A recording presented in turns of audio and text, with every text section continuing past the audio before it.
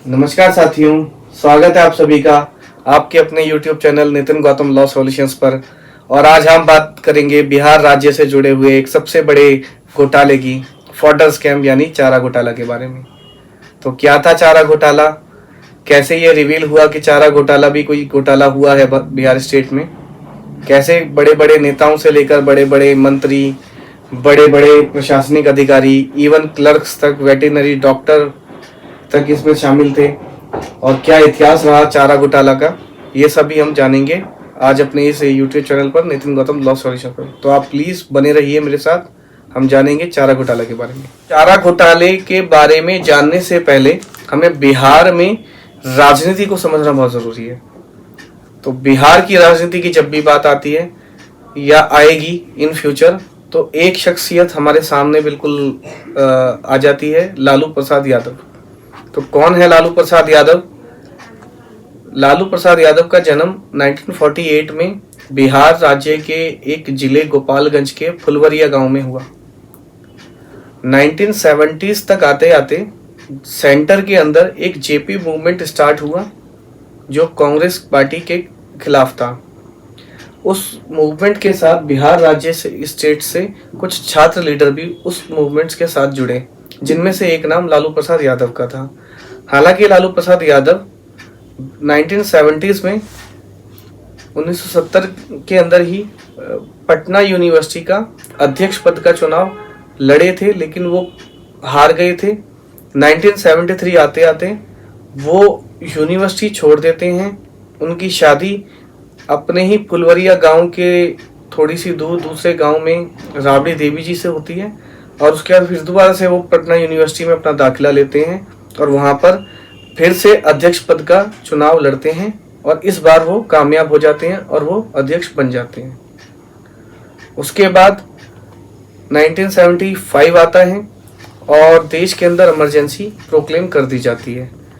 1975 में जब emergency proclaim करते हैं मीसा कानून के तहत, उस समय के सारे विपक्ष के लीडर्स को इंदिरा गांधी जी जेल में डाल देते हैं, जिनमें से एक लालू प्रसाद यादव भी थे। 21 महीने के बाद जब ये इमरजेंसी हटती है तो सबको रिलीज कर दिया जाता है और एक फ्रेश इलेक्शंस होते हैं, और फ्रेश इलेक्शंस में लालू प्रसाद यादव जेल से रिहा होने के बाद बिहार राज्य की छपरा लोकसभा सीट से पहली बार मात्र 29 साल की उम्र में लोकसभा के सदस्य निर्वाचित होते हैं। यहाँ से उनका राजनीतिक करियर स्टार्ट हो जाता है। अब आगे आते आते जनता दल या जनता पार्टी के बहुत सारे धड़े बढ़ते चले गए, और 90 का दशक पास आते आते सेंटर में वीपी सिंह की सरकार, संयुक्त मोर्चे की सरकार आ जाती है, और सेंटर में वीपी सिंह प्राइम मिनिस्टर बन जाते हैं। उधर बिहार में भी 1990 में मार्च के महीने में फ्रेश इलेक्शंस होते हैं, जिसमें जनता पार्टी सरकार में आ जाती है। अब उनको चुनाव करना था अपने विधायक दल के लीडर का। तो लालू प्रसाद यादव को ये पता था कि उनका जो नाम है, उनका नाम वीपी सिंह नहीं चाहते कि वो बिहार स्टेट के जो है नेक्स्ट सीएम बने, इसीलिए वो उनके अलग खेमे में जाके मिल जाते हैं और चंद्रशेखर जी को फोन पर बात करते हैं। चंद्रशेखर जी वही जो वीपी सिंह के जस्ट बाद वो भी देश के प्राइम मिनिस्टर बनते हैं, और चंद्रशेखर जी से वो ये कहते हैं फोन पर कि अगर आपने कुछ भी इंटरवेंशन नहीं किया तो वीपी सिंह का आदमी बिहार स्टेट के अंदर सीएम बन जाएगा। तो फिर चंद्रशेखर जी लालू प्रसाद यादव का बहुत ज़्यादा साथ देते हैं और उनको सीएम की कुर्सी दिलवाने में उनका बहुत अहम योगदान रहा है। अब जैसे ही ये बिहार स्टेट के मुख्यमंत्री बनते हैं तो चीज़ें यहाँ से स्टार्ट होती हैं, और जब चीज़ें यहाँ से स्टार्ट होती हैं तो 1995 तक आते आते ये बिहार स्टेट में एक बहुत ही पॉपुलर लीडर बन चुके थे। बोलने की कला और एक गांव का देहातीपन और एक गांव के आम व्यक्ति के साथ जो ज़मीनी स्तर पर जो जुड़ाव महसूस जो करता था एक आम आदमी बिहार का, इस वजह से ये बहुत ही अपनी भाषा शैली के माध्यम से ये अपने जनता में बहुत ही ज़्यादा पॉपुलर लीडर उभर कर आते हैं।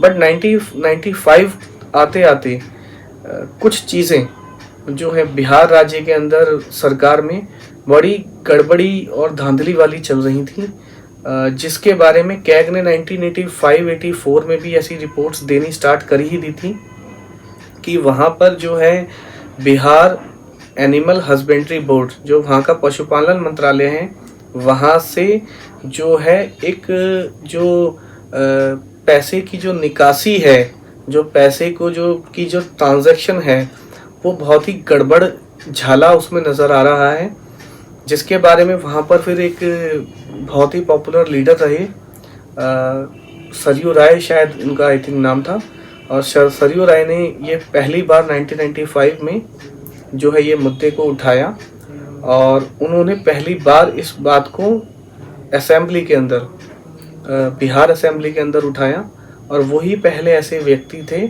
जिन्होंने इस विवाद को, इस मुद्दे को कि क्या है फॉडर स्कैम, किस तरीके से हो रहा है फॉडर स्कैम और क्या क्या गड़बड़ियां पाई जा रही हैं पशुपालन मंत्रालय में बिहार सरकार के, ये सारी चीज़ें reveal, fake bills, fake vouchers, fake transactions की सारी मेमोरेंडम उन्होंने बिहार स्टेट असेंबली के अंदर बाकायदा मेमोरेंडम के सहित रखी।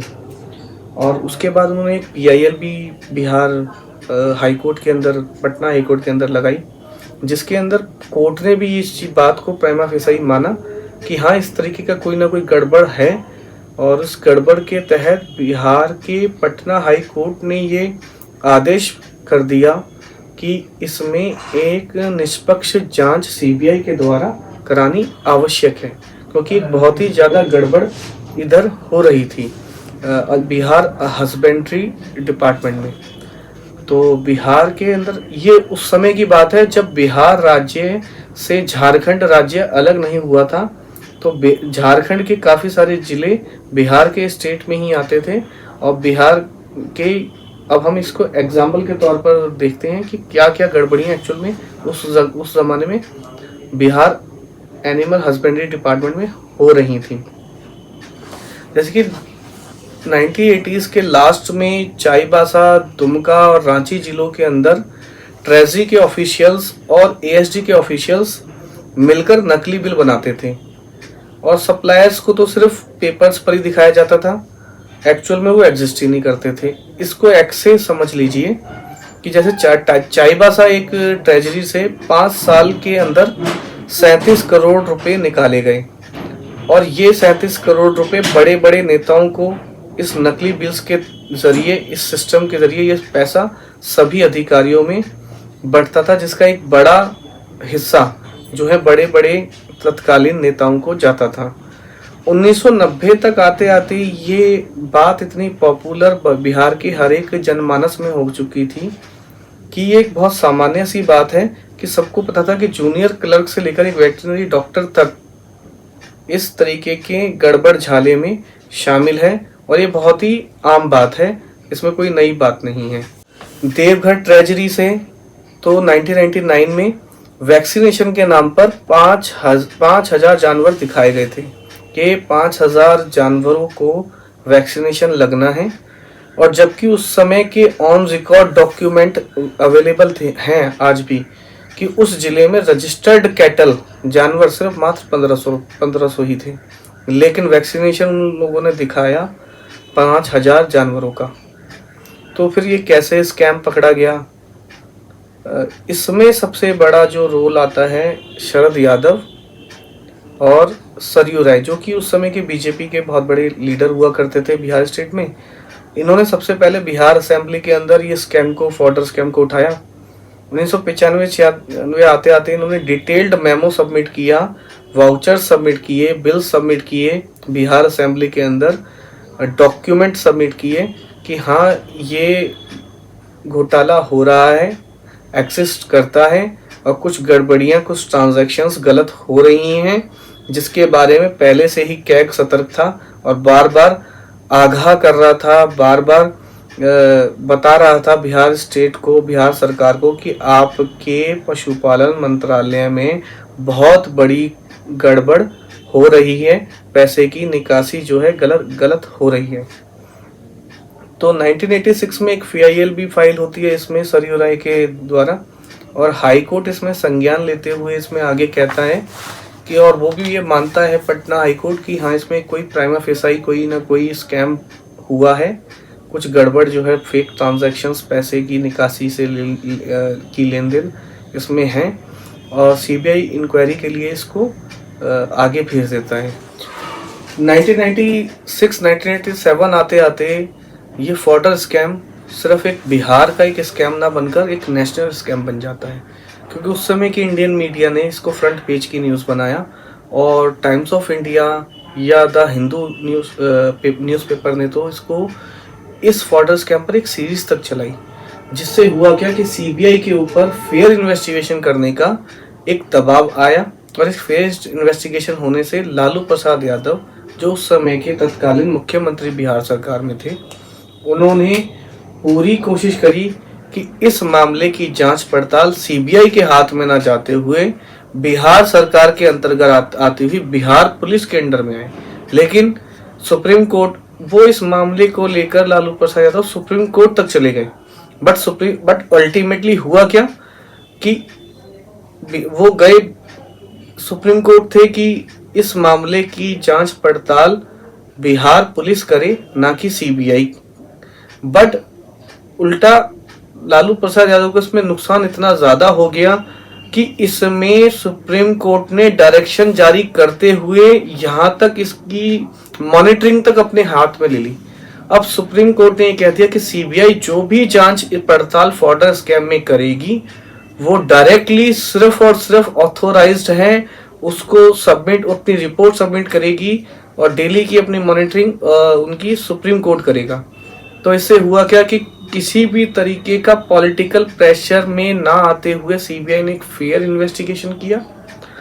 फेयर इन्वेस्टिगेशन स्टार्ट हुआ तो इस मामले में शुरुआत ही मामले में 63 एफआईआर लॉन्च हुई। 63 एफआईआर लॉन्च करी सीबीआई ने। इसमें सुप्रीम कोर्ट में यहाँ तक कहा कि ये जो घोटाला है ये तकरीबन 950 करोड़ रुपए के समथिंग का ये घोटाला जो है उनको नजर आ रहा है। सीबीआई ने इसमें सबसे पहले 1996 में हाई कोर्ट का आदेश मिलते ही 60 से ज्यादा तो इसमें एफआईआर दर्ज किए। बाद में अलग अलग जिलों में 63 एफआईआर हुई। जैसे एग्जाम्पल के तौर पर चाईबासा ट्रेजरी जो अब झारखंड में है, यहाँ से सिर्फ 37 करोड़ नकली बिल से पैसे निकाले गए। सीबीआई ने सिर्फ यहाँ से 56 आरोपी बनाए, जिनमें से सबसे बड़ा नाम था लालू प्रसाद यादव जो बिहार राज्य के उस समय मुख्यमंत्री थे। 1997 में सीबीआई ने लालू जी का नाम एफआईआर में डाला था। 1997 में लालू यादव ने कुर्सी छोड़कर अपनी पत्नी राबड़ी देवी को मुख्यमंत्री बना दिया, क्योंकि उनके ऊपर एफआईआर हो चुकी थी और उनको इस मामले में जेल जाना पड़ा। और जब जेल जाने से पहले उन्होंने अपने ही परिवार में सत्ता सौंपना ज्यादा बेहतर समझा, और उन्होंने अपनी पत्नी राबड़ी देवी जो कि एक अशिक्षित महिला थी, उनको बिहार राज्य की सीएम की कुर्सी पर बिठा दिया। इसके बाद दुमका ट्रेजरी केस जो सबसे बड़ा, जिसमें 3.13 करोड़ की निकासी जो है सामने आई। 2018 में दुमका ट्रेजरी केस में ही स्पेशल सीबीआई कोर्ट ने इस केस में लालू प्रसाद यादव को कन्विक्ट किया। उसमें उनको दोषी माना और 2 अलग अलग धाराओं में 7-7 साल की सजाएं सुनाई। कुल मिलाकर 14 साल की सजा जो है लालू प्रसाद यादव को दुमका ट्रेजरी केस में हुआ। इसके बाद देवघर ट्रेजरी केस में 89 लाख 89 लाख की जो है निकासी, फेक निकासी स्कैम सामने आया। इसमें पैसे के मामले में तो ये सबसे छोटा जो है केस था, बट इसी केस की वजह से 30/9/2013 को इसी केस में सबसे पहली सजा जो है लालू प्रसाद यादव को सबसे बड़ा झटका जो है देवघर ट्रेजरी केस में ही लगा था, जिसमें उनको 25 लाख रुपए का जुर्माना प्लस में 5 साल की सजा। सुप्रीम कोर्ट ने इस सजा को बाद में अपहोल्ड भी किया था। इस केस का सीधा असर लालू प्रसाद यादव के पॉलिटिकल करियर पर भी पड़ा। रिप्रेजेंटेशन ऑफ पीपल्स एक्ट 1951 के तहत लालू प्रसाद यादव को अपनी मेंबर ऑफ पार्लियामेंट की सीट से भी डिस्क्वालीफाई कर दिया गया। आगे चल के इसमें डोरंडा ट्रेजरी केस, जिसमें 139.50 करोड़ का मामला सामने आया था। इंक्वायरी में पता चला कि 139.50 करोड़ का घोटाला यहीं से किया गया था। ये सबसे बड़ा घोटाला अगर चारा घोटाले में कहीं हुआ था किसी ट्रेजरी में, तो वो डोरंडा ट्रेजरी केस था। इसमें लालू यादव को दोषी ठहराया गया और 5 साल की सजा, साथ में 60 लाख रुपए का जुर्माना उन पर लगाया गया। डोरंडा केस को मीडिया ने नाम दिया था कि final nail in the coffin. Chaibasa का कोर्ट वर्डिक्ट आया 2013 में, just after Deoghar treasury case. इसमें एक्स सीएम जगन्नाथ मिश्रा को भी कोर्ट ने दोषी ठहराया। इसके बाद दुमका ट्रेजरी केस, जिसमें 3.13 करोड़ की नकदी निकासी की गई थी। 2018 में सीबीआई कोर्ट ने लालू यादव को सजा सुनाते हुए 14 साल की सजा, 7 साल की 2 अलग अलग सजाएं सुनाई और फाइन भी 7 लाख रुपए उन पे लगाया। और कोर्ट ने इसमें एक वर्डिक्ट के साथ एक बात और कही, the magnitude of this scam shook the conscience of the nation. 15 फरवरी 2022 को सीबीआई कोर्ट ने डोरंडा केस में 139 करोड़ रुपए के घोटाले में लालू यादव के साथ 75 आरोपियों को दोषी ठहराया।